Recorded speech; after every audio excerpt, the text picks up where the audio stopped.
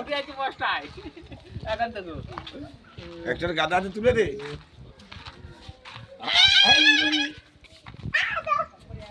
আমি বলছিলে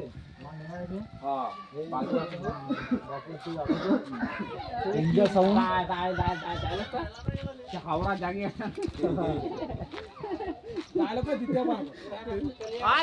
খেপা চলাই যে খেপা আমার তো দেবলে এই ছেলেটা